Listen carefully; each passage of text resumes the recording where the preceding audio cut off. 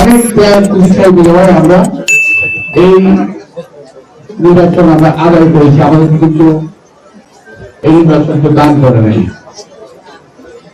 বাংলাদেশের স্বাধীনতা আমাদেরকে দান করে নাই, এই নির্বাচন আমাদেরকে দান করে নাই। অনেকে মনে করেন, বিশেষ করে কিছু চেম্বার আছে, তারা মনে করেন যে 24 তারিখে তারা সবকিছু আরে বাবা, 70 বছর কি করলাম?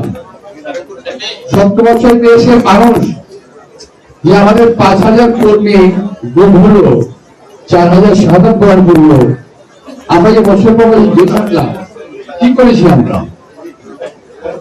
আমরা তোমাদের পায়ের তলার মাটি শক্ত করেছি। এটা বুঝতে হবে, একটা ফাউন্ডেশনের মধ্যে দাঁড়িয়ে তোমরা আন্দোলন করেছো, সেই আন্দোলনকে আমরা সমর্থন দিয়েছি এবং সেই আন্দোলনে আমরা অংশগ্রহণ করি।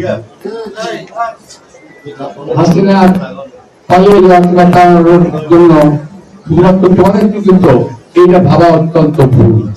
এটা দেশের মানসিক কৃত্য, সারা দেশের জনগণ এইভাবে কাজ করেছে।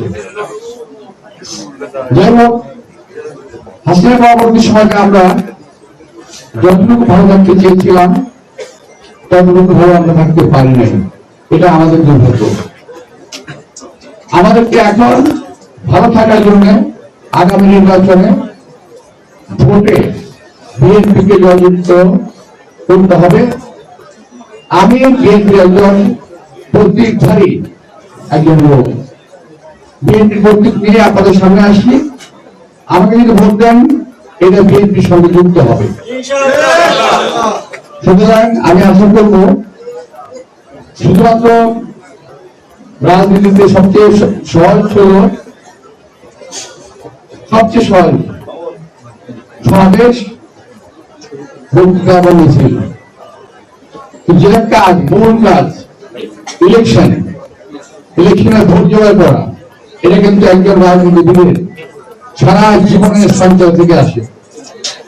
কোন সঞ্চয়? টাকা সঞ্চয় না, তার কাজ, কর্ম, অভিজ্ঞতা, সমস্ত সঞ্চয় থেকে রাজনৈতিক একজন ব্যক্তি গড়ে ওঠে। আমি নিজে আপনার এলাকায় বড় হয়েছি।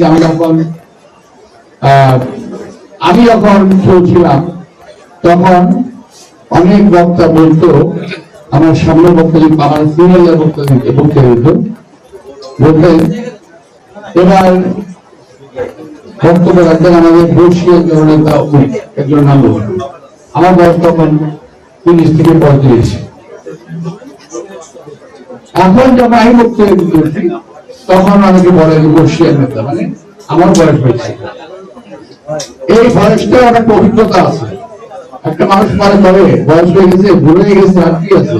না, তো অনেক কিছু আছে যার কাছ থেকে নতুন প্রজন্মের লোকেরা ছেলেরা নিতে পারে, শিখতে পারে, জানতে পারে, বুঝতে পারে।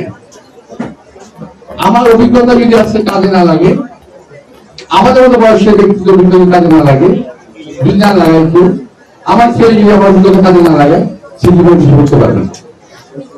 এটা বাস্তবতা।